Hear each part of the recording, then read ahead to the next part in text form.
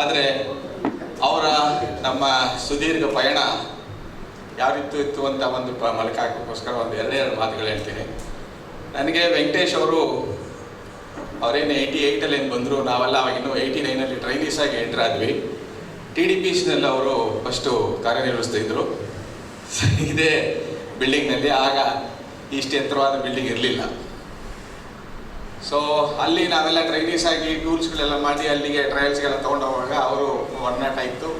ಅದೇ ರೀತಿ ಅವರು ಅಲ್ಲಿ ಪ್ರೊಡಕ್ಷನ್ ಸೆಂಟ್ರಿಗೆ ಬಂದು ಹಲವಾರು ಜಾಬ್ಸ್ಗಳನ್ನ ಕ್ರಿಯೇಟ್ ಮಾಡಿ ಸೊ ಇವತ್ತು ಅವರು ಸುಮಾರು 38 ವರ್ಷ ಅಂದರೆ ಇಡೀ ಅವರ ಜೀವನವನ್ನೇ ಇಲ್ಲಿ ಕಳೆದಿದ್ದಾರೆ.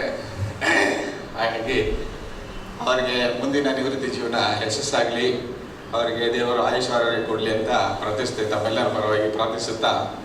ಹಾಗೆ ಪುಂಡ್ರಿಕಾಕ್ಷ ಅವ್ರ ಬಗ್ಗೆ ಹೇಳ್ಬೇಕಂತಂದರೆ, ಪುಂಡ್ರಿಕಾಕ್ಷ ಸುಮಾರು 28 ವರ್ಷ ಸೇವೆ ಸಲ್ಲಿಸಿರ್ಬೋದು. ಸುಮಾರು ಅದರಲ್ಲಿ 29, ಅದರಲ್ಲಿ ಸುಮಾರು 22ರಿಂದ 23 ವರ್ಷ ಒಂದೇ ಜೊತೆಯಲ್ಲೇ ಕೆಲಸ ಮಾಡಿದ್ದೀವಿ.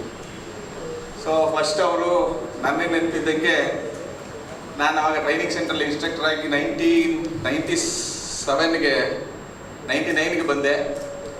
ಸೊ ಹೊಸಪೇಟೆಯಿಂದ ಬೆಂಗಳೂರು ಬಂದಾಗ ಅವಾಗೆಲ್ಲ ಏನಿತ್ತು ಅಂತಂದರೆ ಟ್ರೈನೀಸ್ಗಳಿಗೆ ಟೂಲ್ಸ್ ಇರ್ತಾಯಿತ್ತು ಮಾಡಲಿಕ್ಕೋಸ್ಕರ. ಬಟ್ ಅವತ್ತೇ ಡಿಟಿರೇಟ್ ಆಗಿ ಬಂದಿತ್ತು, ಯಾಕಂದರೆ ಪ್ರೊಡಕ್ಷನ್ ಆಫೀಸ್ ಇರಲಿಲ್ಲ. ಅವಾಗ ಏನು ಮಾಡ್ತಿದ್ರು ಅಂದರೆ, ಯಾವ್ದಾರ ಪ್ರಾಜೆಕ್ಟ್ಸ್ ಅಂತ ಕೊಟ್ಬಿಟ್ಟು ಈ ಸ್ಟ್ಯಾಪ್ಲರ್ ಪಿನ್ ಏನು ಸ್ಟ್ಯಾಪ್ಲರ್ ಹೊಡಿತೀವಿ, ಆ ಸ್ಟ್ಯಾಪ್ಲರ್ ಟೂಲ್ಸ್ಗಳನ್ನ ಸ್ಟಡೀಸ್ಗಳಿಗೆಲ್ಲ ಕೊಟ್ಟಿದ್ರು. ಆ ಒಂದು ಪ್ರಾಜೆಕ್ಟ್ನಲ್ಲಿ ಅವಾಗ ಸರ್ ಮೈಸೂರಿನಲ್ಲಿದ್ದರು. ಸೊ ನಾವು ಇಲ್ಲಿಂದ ಸ್ಪೇರ್ ಕೆಪಾಸಿಟಿ ಇಲ್ಲ ಅಂತ ವೈರ್ ಕಟ್ಟಿಂಗ್ ಜಾಬ್ಗೆ ನಾವು ಮೈಸೂರಿಗೆ ಕಳಿಸಿತ್ತು. ಮೈಸೂರು ಕಳಿಸಿದಾಗ ಅಲ್ಲಿಂದ ಮುಗಿಸಿ ಅವರು ತೊಗೊಂಬಂದು ಕೊಟ್ಟಾಗಲೇ ನಾನು ಫಸ್ಟ್ ಅವರ ಪರಿಚಯ ಆಗಿದ್ದು. ಮತ್ತು ಇವತ್ತು ಸ್ಟೂಡೆಂಟ್ಸ್ ನೆನೆಸ್ಕೊತಾರೆ, ಎಲ್ಲೇ ಇದ್ರೂ ಕೂಡ ಎಲ್ಲಿದ್ದಾರೆ ಸರ್ ಅಂತ ಬಂದು ಮಾತಾಡ್ಸ್ಕೊಂಡು ಹೋಗ್ತಾರೆ. ಆ ರೀತಿ ಅವರು ಎಲ್ಲರಿಗೂ ಒಂದು ಓಪನ್ ಸ್ಪೇಸ್ ಕೊಟ್ಟಿದ್ರು. ಯಾರೇ ಆದರೂ ಇಷ್ಟು ಜನರಲ್ಲಿ ಹೇಳಿದೀವಲ್ಲ, ಎಲ್ಲರೂ ಅವ್ರ ಹತ್ರ ಓಪನ್ ಆಗಿ ಹೋಗಿ ಡಿಸ್ಕಸ್ ಮಾಡೋದಿತ್ತು. ಅವರು ಪರ್ಸನಲ್ ಫ್ರೆಂಡಲ್ಲೂ ಡಿಸ್ಕಸ್ ಮಾಡಿದ್ದೀವಿ. ಅಪಾರ್ಟ್ ಫ್ರಮ್ ನಮ್ಮ ಟ್ರೈನಿಂಗ್ ಅಥವಾ ಪ್ರೊಡಕ್ಷನ್ ವಿಚಾರ ಬಿಟ್ಟರೂ ಕೂಡ ವೈಯಕ್ತಿಕವಾಗಿ ಕೂಡ ಹಲವಾರು ವಿಚಾರಗಳನ್ನ ವಿನಿಮಯ ಮಾಡ್ಕೊಂಡಿದ್ದೀವಿ. ಹಾಗೆ ಪ್ರೊಡಕ್ಷನ್ ಸೆಂಟ್ರಿಗೆ ಸುಮಾರು 2022ರಲ್ಲಿ ನಾವು ಇಬ್ಬರು ಟ್ರೈನಿಂಗ್ ಸೆಂಟ್ರಲ್ಲಿ ಇದ್ದವರು, ಇಬ್ಬರು ಟ್ರೈನಿಂಗ್ ಸೆಂಟ್ರಿಂದ ಪ್ರೊಡಕ್ಷನ್ ಸೆಂಟ್ರಿಗೆ ಬಂದ್ವಿ. ಸೊ ಪ್ರೊಡಕ್ಷನ್ ಸೆಂಟ್ರಲ್ಲಿ ಮ್ಯಾನೇಜರ್ ಪ್ರೊಡಕ್ಷನ್ ಆಗಿ ಅವರು ಕಾರ್ಯನಿರ್ವಹಿಸ್ತಿದ್ರು, ನಾನು ಮಾರ್ಕೆಟಿಂಗ್ ನೋಡ್ತಾ ಇದ್ದೆ. ಅಲ್ಲೂ ಕೂಡ ನಮ್ಮ ಒಡಂಬಡಿಕೆ ಅಷ್ಟು ಸುಸೂತ್ರವಾಗಿತ್ತು. ಹೆಂಗೆ ಅಂತಂದರೆ, ಏನೇ ಪ್ರೊಡಕ್ಷನ್ ಆರ್ಡರ್ ಬಂದರೂ ಕೂಡ ಅದನ್ನು ಈಸಿಯಾಗಿ ಮಾಡೋ ರೀತಿ ಸಹಕರಿಸ್ತಿದ್ರು. ಸೊ ಇವತ್ತು ಸಂಸ್ಥೆ ಒಂದು ಮೆಟ್ಟಿಗೆ ಬೆಳಿಬೇಕು ಅಂತಂದರೆ ಅವರ ಪಾತ್ರ ತುಂಬ ಇದೆ. ಅವ್ರಿಗೂ ಅಷ್ಟೇ ಈ ಒಂದು ನಿವೃತ್ತಿ ಜೀವನ ಅವರಿಗೆ ಒಳ್ಳೆಯದಾಗಲಿ, ಅವ್ರ ಮುಂದಿನ ಭವಿಷ್ಯ ಒಳ್ಳೆಯ ರೂಪದಲ್ಲಿ ಬೆಳೆಸ್ಕೊಂಡಿದ್ದಾರೆ ಅಂತ ತುಂಬ ಖುಷಿ ಆಗುತ್ತೆ. ಸೊ ಫಾರ್ಮಿಂಗ್ ಮಾಡ್ತಾ ಇದ್ದಾರೆ. So let him enjoy. Jagadish ಅವರು ಇನ್ಸ್ಟ್ರಕ್ಟರ್ಗಳಿಗೆ ಟ್ರೈನಿಂಗ್ ಪ್ರೋಗ್ರಾಮ್ ಆಗಿರ್ಬೋದು, ಡ್ಯಾನಿಷ್ ಗೌರ್ಮೆಂಟ್ ಕೊಲಾಬ್ರೇಷನಲ್ಲಿ ಟ್ರೈನಿಂಗ್ ನಡೀತಾ ಇತ್ತು. ಆ ಒಂದೇ ಟ್ರೈನಿಂಗ್ ಪ್ರೋಗ್ರಾಮ್ಗೆ, ಅದು ಲೇಟ್ ಆದರೂ ಕೂಡ ಒಂದು ಟ್ರೈನಿಂಗ್ ಪ್ರೋಗ್ರಾಮ್ಗೆ ಹೋಗಿದ್ವಿ. ಅವರು ಕೂಡ ಸುಮಾರು ಮದ್ದೂರು ಆ ಥರ ಬೇರೆ ಬೇರೆ ಸಂಸ್ಥೆಗಳು ಮೈಸೂರಲ್ಲಿ ಈಗ ಪ್ರಾನ್ಸ್ಫರ್ ಆಗಿ ನಿವೃತ್ತಿಗೊಂಡಿತಾ ಇದ್ದಾರೆ. ಅವರು ಕೂಡ ದೇವರವರಿಗೆ ಆಯುಷ್ಯ ಆರೋಗ್ಯ ಕೊಡಲಿ, ಮುಂದಿನ ಜೀವನ ಸುಗಮವಾಗಿರಲಿ ಅಂತ ಎಲ್ಲರ ಪರವಾಗಿ ಹಾರೈಸ್ತೀವಿ. ನಾವು ನೋಡಿದ್ದೀವಿ ಅವರಿಗೆ ನಮ್ಮ ಜೊತೆಯಲ್ಲಿ ಕೆಲಸ ಮಾಡಿದಾಗ ಅವ್ರದ್ದು ಕಮಿಟ್ಮೆಂಟು ಮತ್ತು ಈ ಕೆಲಸದ ಹಾರ್ಡ್ ವರ್ಕು, ಒಂದು ಆನೆಸ್ಟಿ, ಇದನ್ನೆಲ್ಲ ನಾವು ನೋಡಿದ್ದೀವಿ ಅವ್ರ ಕೆಲಸದಲ್ಲಿ. ಇಷ್ಟು ಶಾರ್ಟ್ ಪೀರಿಯಡ್ ಆದರೂ ಕೂಡ ಅವರ ಒಂದು ವ್ಯಕ್ತಿತ್ವ ಹೇಗಿದೆ ಅಂತ ಅಂದ್ಬಿಟ್ಟು ನಾವು ಗೆಸ್ ಮಾಡೋಕ್ಕಾಗುತ್ತೆ. ಇಷ್ಟು ವರ್ಷ ನಮಗೂ ಅನುಭವ ಇದೆ ಅಲ್ವಾ. ನಾನು ಆಲ್ಮೋಸ್ಟ್ ಈಗ 23 ಇಯರ್ಸ್, ಮೋರ್ ದ್ಯಾನ್ 23 ಇಯರ್ಸ್ ಸರ್ವಿಸಲ್ಲಿದ್ದೀವಿ. ನಾವು ಎಲ್ಲ ಥರ ಎಲ್ಲರಿಗೂ ಮೀಟ್ ಮಾಡ್ತೀವಿ, ಭಾಳಷ್ಟು ಜನಕ್ಕೆ ನೋಡಿದ್ದೀವಿ. ಅವರು ನೋಡಿದ್ರೆ ಗೊತ್ತಾಗ್ಬಿಡ್ತದೆ ಇವ್ರು ಹೇಗಿದ್ದಾರೆ ಅಂತ ಒಂದು ಗೆಸ್ ನಮ್ಗೆ ಬಂದ್ಬಿಡ್ತದೆ. ಅದರಲ್ಲಿ ಇವರು ತುಂಬ ಒಳ್ಳೆಯ ವ್ಯಕ್ತಿತ್ವ ಅನ್ನೋದು ನಮಗೆ ಗೊತ್ತಾಗೋಗ್ಬಿಡ್ತು ಫಸ್ಟ್ ದಿವಸನೇ ಭೇಟಿ ಆಗಬೇಕು. ಅವ್ರ ಕೆಲಸದಲ್ಲಿ ಅಷ್ಟೇ ಶ್ರದ್ಧೆ ಇದೆ. ಮತ್ತು ಅವ್ರ ಜೊತೆ ಏನು ಅವ್ರ ಕೆಳಗಡೆ ಓದಿಸ್ತಾರೆ ಅವ್ರ ಮಕ್ಕಳು ಒಂದು ಭವಿಷ್ಯನ ರೂಪಿಸ್ಬೇಕು ಅನ್ನೋದು ಒಂದು ಮನೋಭಾವ ಅವ್ರಿಗೆ, ಆ ಒಂದು ಕಮಿಟ್ಮೆಂಟು. ಅದೇ ರೀತಿಯಲ್ಲಿ ಅವ್ರು ಹೇಗೆ ಅವ್ರನ್ನ ನಡೆಸ್ಕೋಬೇಕು, ಯಾವ ರೀತಿ ಪಾಠ ಹೇಳಬೇಕು, ಮಕ್ಕಳಿಗೆ ಯಾವ ಥರ ಡಿಸಿಪ್ಲಿನ್ ಬೆಳೆಸಬೇಕು ಅನ್ನೋದು ಪರ್ಫೆಕ್ಟಾಗಿ ಅವರು ಇಂಪ್ಲಿಮೆಂಟ್ ಮಾಡಿದ್ದಾರೆ. ಹೇಳೋದಷ್ಟೇ ಅಲ್ಲ, ಅದನ್ನು ಇಂಪ್ಲಿಮೆಂಟು ಮಾಡಿದ್ದಾರೆ. ಇದರಿಂದ ಎಷ್ಟೋ ಸಾವಿರಾರು ಮಕ್ಕಳು ಕೂಡ ಅವರವರು ಲೈಫ್ ರೂಪಿಸ್ಕೊಂಡಿದ್ದಾರೆ. ದೊಡ್ಡ ದೊಡ್ಡ ಕಂಪನಿಗಳಿಗೆ ಕೆಲಸಕ್ಕೆ ಸೇರಿದ್ದಾರೆ. ಅವ್ರು ಅಷ್ಟೇ ಅಲ್ಲ, ಅವ್ರ ಮೇಲೆ ಅವಲಂಬಿತರಾದವರು ಕೂಡ ಅವರು ಒಂದು ಆಸರೆ ಆಗಿದ್ದಾರೆ. ಹೀಗೆ ಅವರು ಇಂಥದ್ದೆಲ್ಲ ಮಾಡಿದ್ದಕ್ಕೆ ಎಷ್ಟೋ ಜನ ಅವರವ್ರ ಅನಿಸಿಕೆಗಳನ್ನ ಹಂಚ್ಕೊಂಡು ಹೇಳಿದ್ರಲ್ಲ, ಅದರಲ್ಲೇ ಗೊತ್ತಾಗುತ್ತೆ ಇವರು ಎಷ್ಟು ಪ್ರಾಮಾಣಿಕರು, ಎಷ್ಟು ಹಾರ್ಡ್ ವರ್ಕಿಂಗ್ ಪರ್ಸನ್ ಅನ್ನೋದು ಕೂಡ. ಸೊ ನಾನು ರೀಸೆಂಟಾಗಿ ಕೆಲವೊಂದು ಅವ್ರಿಗೆ ಅಸೈನ್ಮೆಂಟ್ ಕೊಟ್ಟಿದ್ದೆ, ವೆರಿ ಇಂಪಾರ್ಟೆಂಟ್ ಅಸೈನ್ಮೆಂಟ್ಸು. ಅವ್ರನ್ನ ಅಷ್ಟೇ ಡಿಸಿಪ್ಲಿನ್ ಆಗಿ, ಅಷ್ಟೇ ಆನೆಸ್ಟಾಗಿ ಅವ್ರ ಕೆಲಸಗಳನ್ನು ಮಾಡಿದ್ದಾರೆ. ಇವತ್ತಿನ ಈ ಒಂದು ರಿಟೈರ್ಮೆಂಟ್ ಇದೆಯಲ್ಲ, ರಿಟೈರ್ಮೆಂಟ್ ಎಲ್ಲರಿಗೂ ಬರ್ತದೆ, ಇಟ್ ಈಸ್ ಫಿಕ್ಸ್ಡ್. ಅವ್ರು ರಿಟೈರ್ಮೆಂಟ್ ಆಗ್ತಾ ಇದ್ದಾರೆ, ಒಂದು ಅದನ್ನು ಜಾಗ ತುಂಬಬೇಕಾಗ್ತದಲ್ಲ, ದಟ್ ಈಸ್ ಡಿಫಿಕಲ್ಟ್ ಟಾಸ್ಕ್. ನಾವೊಂದು ಸಂಸ್ಥೆಯನ್ನು ನಡೆಸಬೇಕಂತ ಒಂದು ಮುಖ್ಯಸ್ಥನಾಗಿ ಹೇಳ್ತಾ ಇದ್ದೀನಿ. ಈ ಥರದವರು ರಿಟೈರ್ಮೆಂಟ್ ಆಗೋದ್ರೆ ಅಂಥವ್ರ ಜಾಗ ತುಂಬೋದು ಕಷ್ಟ. ಓಕೆ, ಅಂಥ ಒಂದು ಕೆಲಸ ಮಾಡೋವಂಥವ್ರು ಆ ಮನೋಭಾವ ಇಟ್ಕೊಂಡವರು ಬರಬೇಕು, ಅಷ್ಟು ವರ್ಷ ಅವ್ರಿಗೆ ಸರ್ವಿಸ್ ಆಗಬೇಕು, ಈ ಒಂದು ಸಂಸ್ಥೆಗಳಿಗೆ ಅಭಿವೃದ್ಧಿ ಹೊಂದೋದಕ್ಕೆ. ಮತ್ತು ಇದರ ಮೇಲೆ ನಂಬ್ಕೊಂಡು ಎಷ್ಟೋ ಜನ ಮಕ್ಕಳು ಇಲ್ಲಿ ಅಡ್ಮಿಷನ್ ಮಾಡ್ಕೊಂಡು ಹೋಗ್ತಾರೆ, ಅವ್ರದ್ದು ಒಂದು ಲೈಫ್ನ ರೂಪಿಸ್ಬೇಕಾದಂಥ ಒಂದು ದೊಡ್ಡ ಕೆಲಸ, ದೊಡ್ಡ ಜವಾಬ್ದಾರಿ ನಮ್ಮೆಲ್ಲರ ಮೇಲೆ ಇದೆ. ಆಮೇಲೆ ಅದೇ ರೀತಿ ವೆಂಕಟೇಶ್ ಅವರು ಕೂಡ ಅವರು ಒಂದು ಕೆಲಸಕ್ಕೆ ಸೇರಿದಾಗ ಟೆಕ್ನಿಷಿಯನ್ ಆಗಿ ಕೆಲಸ ಸೇರಿದ್ದಾರೆ. ಅವರು ಇನಿಷಿಯಲಿ ಅವ್ರು ಹೇಳ್ತಾ ಇದ್ರು, ಈ ಒಂದು GTTC ಸಂಸ್ಥೆ ಅನ್ನೋದು ಒಂದು ದೇವಸ್ಥಾನ ಸಮಾನ ಅಂತ ಹೇಳ್ತಾ ಇದ್ರು. ಆಮೇಲೆ ಇನ್ನೊಂದು ವರ್ಡ್ ನಾನು ಹೇಳೋದನ್ನು ಕೇಳಿದೆ, ಭಾಳ ಪರ್ಫೆಕ್ಟಾಗಿ ಹೇಳ್ತಾರೆ ಅವರು. ಬೇರೆಯವ್ರು ಏನು ಮಾಡ್ತಾರೆ ಅನ್ನೋದು ಇಂಪಾರ್ಟೆಂಟ್ ಅಲ್ಲ, ನಾನೇನು ಮಾಡ್ತಾ ಇದ್ದೀನೋ ಅದು ಭಾಳ ಮುಖ್ಯ ಅಂತ ಹೇಳ್ತಾ ಇದ್ದಾರೆ. This one you have to remember in our life. ಈ ಪಾಯಿಂಟ್ನ ನಾನು ಫಸ್ಟ್ ಟೈಮ್ ನಾನು ಚೈನಾ ಹೋಗಿದ್ದೆ 2011. ಅಲ್ಲಿ ನಾವೊಂದು ವಾರ ಇದ್ವಲ್ಲ, ನಾವೆಲ್ಲ ಅಲ್ಲಿ ಯಾವ ಥರ ಇದ್ದಾರೆ ಜನ ಅಂತ ನಾನು ಅಬ್ಸರ್ವ್ ಮಾಡ್ತಾಯಿದ್ದೆ. It was a learning phase ನಮಗೆ. ಅದನ್ನು ನಾವೇನಿದೆ ಒಂದು ಉತ್ಸಾಹದಿಂದ ನಾನು ತಿಳ್ಕೊಬೇಕು ಅನ್ನೋದು ಒಂದು ಭಾವನೆ ಇತ್ತು ನನಗೆ. ಜನ ಯಾವ ಥರ ಇದ್ದಾರೆ, ಏನು ಅಂತದೆ ಅಂತ ಹೇಳ್ಬಿಟ್ಟು ನಾನು ನೋಡ್ತಾ ಇದ್ದೆ. ಅಲ್ಲಿ ಜನದ್ದು ಏನು ಅಂತಂದರೆ ಇಷ್ಟು ಕಮಿಟೆಡ್ ಆಗಿರ್ತಾರೆ ಅಂತಂದರೆ ಅವ್ರಿಗೆ ಏನು ಕೆಲಸ, ಏನು ಜವಾಬ್ದಾರಿ ಕೊಟ್ಟಿದ್ದಾರೆ ಅದನ್ನು ಅಷ್ಟು ಮಾಡ್ತಾ ಇರ್ತಾರೆ, ಅಷ್ಟು ಚಾಚು ತಪ್ಪದೆ ಮಾಡ್ತಾ ಇರ್ತಾರೆ. ಪಕ್ಕದವ್ರು ಏನು ಮಾಡ್ತಾ ಇದ್ದಾನೆ ಅನ್ನೋದು ನೋಡೋದು ಇಲ್ಲ ಅವರು. ಅದು ಅವನ ಜವಾಬ್ದಾರಿ, ಅವ್ನು ನೋಡ್ಕೊಳ್ತಾನೆ. ನನ್ನ ಕೆಲಸ ಅಲ್ಲ, ನನಗೇನು ಕೆಲಸ ಕೊಟ್ಟಿದ್ದಾನೆ ನಾನು ಆ ಕೆಲಸ ಮಾಡಬೇಕು ಅನ್ನೋದು ಫಸ್ಟ್ ಪ್ರಿಫರೆನ್ಸ್ ಅವ್ರಿಗೆ, ಚೈನಾದವ್ರಿಗೆ. ಅದರಿಂದನೇ ಆ ಒಂದು ಕಮಿಟ್ಮೆಂಟ್ ಇದ್ದಿದ್ದರಿಂದನೇ ಚೈನಾ ಇಷ್ಟು ಅಭಿವೃದ್ಧಿ ಹೊಂದಕ್ಕೆ ಸಾಧ್ಯ ಆಗಿರೋದು. ಇವತ್ತು ಅಷ್ಟು ಅವರಿಗೆ ಆ ಒಂದು ಜವಾಬ್ದಾರಿ, ಅವರು ರೆಸ್ಪಾನ್ಸಿಬಿಲಿಟಿ ತೊಗೊಳ್ತಾರೆ ಪ್ರತಿಯೊಬ್ಬರು ಕೂಡ. ಅಲ್ಲಿ ಅವರು ಅಷ್ಟು ಕಾಂಟ್ರಿಬ್ಯೂಷನ್ ಇದೆ ಅವರಿಗೆ, ಆ ಪೆಟ್ರೋಟಿಸಮ್ ಇದೆ, ಆ ಡೆವಲಪ್ಮೆಂಟ್ ಓರಿಯೆಂಟೆಡ್ ಮೈಂಡ್ ಇದೆ, ಆಮೇಲೆ ಅಭಿವೃದ್ಧಿ ಹೊಂದಬೇಕು ಅನ್ನೋದಿದೆ. ಈ ಥರದ್ದು ಅನ್ನೆಸೆಸರಿ ಪ್ರಾಬ್ಲಮ್ಸ್ಗಳು ಕ್ರಿಯೇಟ್ ಮಾಡ್ಕೊಳ್ಳಲ್ಲ. ನಾವೇನೇ ಅಂದರೆ ಅನ್ನೆಸೆಸರಿ ಪ್ರಾಬ್ಲಮ್ಗಳು ನಾವೇ ಕ್ರಿಯೇಟ್ ಮಾಡ್ಕೊಡ್ತೀವಿ. ನಮ್ಮ ಮನೋಭಾವ ಹೆಂಗಿದೆ ಅಂತಂದರೆ, ನಮ್ಮೆಲ್ಲರೂ ಇಲ್ಲಿ ನಮ್ಮ ದೇಶದಲ್ಲಿ ಕೆಲವೊಂದು ಆ ಥರದ್ದು ಇದೆ ಸಮಸ್ಯೆಗಳು.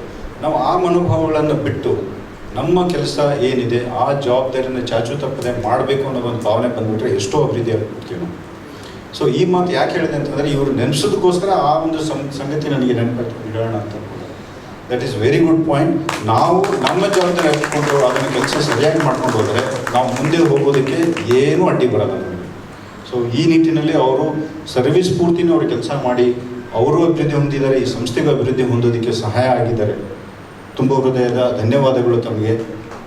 ಈ ಸಂಸ್ಥೆಯಲ್ಲಿ ಒಂದು ಕೆಲಸ ಅತ್ಯುತ್ತಮ ಕೆಲಸ ಮಾಡಿ ಇವತ್ತು ನೀವು ಅಭಿವೃದ್ಧಿ ಹೊಂದ್ತಾ ಇದ್ದೀರಿ. ಅದೇ ರೀತಿ ಜಗದೀಶ್ ಅವರು ಕೂಡ ಅವ್ರ ಜೀವನದಲ್ಲಿ ಭಾಳಷ್ಟು ಒಳ್ಳೆ ಕೆಲಸಗಳು ಮಾಡಿದ್ದಾರೆ. ನಾನು ಅವ್ರ ಬಗ್ಗೆ ತಿಳ್ಕೊಂಡಿದ್ದೀನಿ. ಮೈಸೂರಿಗೂ ನಾನು ವಿಸಿಟ್ ಹೋಗಿದ್ದೀನಿ. ಅವರು ವಿಸಿಟ್ ಹೋದಾಗ ಅವರೆಲ್ಲ ನಮ್ಮ ಸಂಸ್ಥೆ ಬಗ್ಗೆ ಆಗಲಿ, ಆ ಕೆಲಸಗಳ ಬಗ್ಗೆ ಆಗಲಿ ನಮಗೆ ಅರಿವು ಮಾಡಿಕೊಟ್ಟಿದ್ದಾರೆ. ಎಷ್ಟೋ ಕೆಲಸಗಳ ಬಗ್ಗೆ, ಅದು ಹಾಗೆ ಮಾಡಬೇಕು, ಹೀಗೆ ಮಾಡಬೇಕು ಅಂತ ಎಷ್ಟೋ ಒಂದು ಐಡಿಯಾಗಳಿದೆ ಅವರಿಗೆ. ಅಷ್ಟೊಂದು ಅವರಿಗೆ ಪರಿಣಿತಿ ಇದೆ, ಹೊಂದಿದ್ದಾರೆ. ಅವರು ಕೂಡ ಇವತ್ತಿನ ದಿವಸ ನಿವೃತ್ತಿ ಹೊಂದ್ತಾ ಇದ್ದಾರೆ. ಇಂಥವ್ರನ್ನೆಲ್ಲ ನಾವು ಒಂದು ರೀಪ್ಲೇಸ್ಮೆಂಟ್ ತೊಗೊಳ್ಳೋದು ಕಷ್ಟನೇ ನಮಗೆ. ಈಗ ನಾವು ರೀಸೆಂಟಾಗಿ ಒಂದು 68 ಜನ ನಾವು ರಿಕ್ರೂಟ್ ಮಾಡಿದ್ದೀವಿ ಸರ್. ಅವರು ರಿಪೋರ್ಟ್ ಮಾಡ್ಕೊಂಡಿದ್ದು ಅವರು ಟ್ರೈನಿಂಗಲ್ಲಿ ಈಗಿದ್ದಾರೆ. ಸೊ ಅವರು ಈ ಲೆವೆಲಿಗೆ ಬರಬೇಕಾದ್ರೆ ಇನ್ನೂ ಭಾಳಷ್ಟು ಟೈಮ್ ಬೇಕು. ಅದನ್ನೆಲ್ಲ ನಾವು ಮಾಡಬೇಕು. ಸೊ ನಿಮಗೂ ಕೂಡ ಅಂಥದ್ರಲ್ಲಿ ಸಹಕಾರ ಬೇಕಾಗ್ತದೆ. ನೀವು ಅವ್ರನ್ನೆಲ್ಲ ಮೋಟಿವೇಟರಾಗಿ ಕೆಲಸ ಮಾಡಿದ್ದಾರೆ. ನೀವು ಆ್ಯಕ್ಚುಲಿ ನನಗೂ ಕೂಡ ಮೋಟಿವೇಶನ್, ನನಗೆ ಅಷ್ಟು ಒಳ್ಳೆ ಕೆಲಸಗಳೆಲ್ಲ ಮಾಡಿದ್ದಾರೆ. ಸೊ ಈ ರೀತಿಯಾಗಿ ನಾವು ಇಲ್ಲೆಲ್ಲ ಪ್ರತಿಯೊಬ್ಬರು ಈ ಸಂಸ್ಥೆಯಲ್ಲಿ ಎಲ್ಲರೂ ಕೂಡ ಇಂಥ ಒಂದು ಮಾದರಿ ಒಂದು ಎಂಪ್ಲಾಯೀಸ್ಗಳಿದ್ದಾರೆ, ಅವ್ರನ್ನ ನಾವು ನೋಡಬೇಕು. ಅವರಿಂದ ನಾವು ನೋಡಿ ನಾವು ಕಲಿಬೇಕು. ನಾವು ಹೀಗಾಗಬೇಕು, ನಮಗೂ ಕೂಡ ಜನ ನೆನೆಸ್ಕೋಬೇಕು ಅನ್ನೋ ಭಾವನೆ ಇಟ್ಕೊಂಡು ನಾವು ಇಲ್ಲಿ ಕೆಲಸ ಮಾಡಬೇಕು.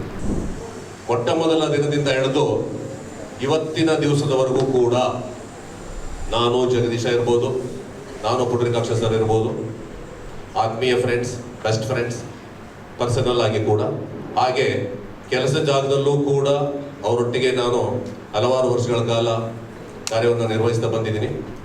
ಪ್ರತಿಯೊಂದು ಹೆಜ್ಜೆಯಲ್ಲೂ ಕೂಡ ಇಬ್ಬರು, ಜಗದೀಶ್ ಇರ್ಬೋದು, ಪುಂಡರೀಕಾಕ್ಷ ಅವರು ಇರ್ಬೋದು, ನನಗೆ ಒಂದಷ್ಟು ಕೆಲವೊಂದು ರೀತಿಯಲ್ಲಿ ಮಾರ್ಗದರ್ಶನ ಕೆಲಸದ ವಿಚಾರದಲ್ಲಿ ಇರ್ಬೋದು, ಮತ್ತು ವೈಯಕ್ತಿಕವಾಗಿಯೂ ಇರ್ಬೋದು, ಅವರಿಂದ ನಾನು ಪಡ್ಕೊಂಡಿರೋದುಂಟು. ಚಂಗನಹಳ್ಳಿ ವೆಂಕಟೇಶ್ ಅವರು ನಾನು ಬೆಂಗಳೂರಿಗೆ ಟ್ರಾನ್ಸ್ಫರ್ ಆಗಿ ಬಂದ ನಂತರ ನನಗೆ ಅವ್ರ ಪರಿಚಯ ಆಗಿತ್ತು. ಅವರು ಇಲ್ಲಿ ಸರ್ವಿಸ್ ಸೆಂಟರಲ್ಲಿ ಕೆಲಸ ಮಾಡ್ತಾ ಇದ್ದಾರೆ. ಅವ್ರು ಮುಂಚೆ TDPC ನಲ್ಲಿ ಕೆಲಸ ಮಾಡ್ತಾ ಇದ್ದೆ ನಾನು ಅಂತ ಹೇಳಿದ್ರು. TDPC ಇದೇ ಬಿಲ್ಡಿಂಗ್, ಈ ಬಿಲ್ಡಿಂಗಿಂದ ಆ ಬಿಲ್ಡಿಂಗ್ ಹೋಗಿದ್ದಾರೆ ಅಷ್ಟೇ, ಇದು ರೆನೋವೇಟ್ ಆಗಿದೆ. ಅವರು ಕೂಡ ಮೊದಲಿಂದನೂ ಒಬ್ಬರ ಉತ್ತಮ ಗೆಳೆಯರಾಗಿದ್ದಾರೆ. ಈ ಒಂದು ದಿವಸ ಮೂವರು ಕೂಡ ತಮ್ಮ ವೃತ್ತಿ ಜೀವನದಿಂದ ನಿವೃತ್ತಿ ಹೊಂದುತ್ತಾ ಇದ್ದಾರೆ. ಮೂವರಿಗೂ ಕೂಡ ಅವರ ಮುಂದಿನ ನಿವೃತ್ತಿ ಜೀವನ, ಅವರ ಭವಿಷ್ಯ ಆರೋಗ್ಯವಂತರಾಗಿ ಮತ್ತು ಆಯುಷ್ಯವಂತರಾಗಿ ಅವರ ಸಂಸಾರದೊಂದಿಗೆ ಸುಖ ಸಂತೋಷದಿಂದ ಬದುಕಿ ಬಾಳಲಿ ಅಂತ ತಾಯಿ ಚಾಮುಂಡೇಶ್ವರಿ ಹತ್ರ ನಾನು ಕೂಡ ಕೇಳ್ಕೊಂತೀನಿ. ಪುಂಡ್ರಿಕಾಕ್ಷ ಜೊತೆ ನಾನು 1987 ರೈಟ್ ಫ್ರಮ್ ವರ್ಕ್ ಮಾಡ್ತಾ ಇದ್ದೀವಿ. We have work in various department. Starting in production department work ಮಾಡಿದ್ವಿ. ನಂತರ ನಾನು ಬ್ಯಾಂಗ್ಳೂರ್ ಬಂದಮೇಲೆ I was in production department, ಅವರು ಮಾರ್ಕೆಟಿಂಗ್ ಬಂದರು. Then I was heading the training department. So training department work ಮಾಡೋಕ್ಕೆ ಅವಕಾಶ ಸಿಕ್ತು. ಅವಾಗ ನಾನು ಜಗದೀಶ್ ಜೊತೆನೂ ಆಮೇಲೆ ಪುಂಡ್ರಿಕಾಕ್ಷ ಜೊತೆ ಅವರಿಬ್ಬರ ಜೊತೆನೂ ಟ್ರೈನಿಂಗ್ ಸೆಂಟ್ರಲ್ಲಿ I work for almost 4 to 5 years. Training ಸೆಂಟರ್ದು lot of changes we took over. ಆವಾಗ ನಾವು ಕರಿಕ್ಯುಲಮ್ ಚೇಂಜಸ್ ಇರ್ಬೋದು, ಸಿಲೆಬಸ್ ಚೇಂಜ್ ಇರ್ಬೋದು, ಅಪ್ರೂವಲ್ಸ್ ಇರ್ಬೋದು. ACTಗೆ we are work day and night in the training centres. ನಾವಿಬ್ಬರು ಟ್ರೈನಿಂಗ್ ಸೆಂಟ್ರಲ್ಲಿ ಇದ್ವಿ. ದೆನ್ ಇಬ್ಬರು ನಮ್ಮ ಪ್ರೊಡಕ್ಷನ್ ಡಿಪಾರ್ಟ್ಮೆಂಟ್ಗೆ ರಾಘವೇಂದ್ರ ಸರ್ ಇರಬೇಕಾದ್ರೆ ಹಾಕಿದ್ರು. ಅವಾಗ ರಾಘವೇಂದ್ರ ಸರ್ ಒಂದು ಮಾತು ಹೇಳಿದ್ರು, Uttam Kumar, I did a mistake. I should have brought back you to production centre long back and you both have to do a lot of. I said yes sir, will do it as a challenge.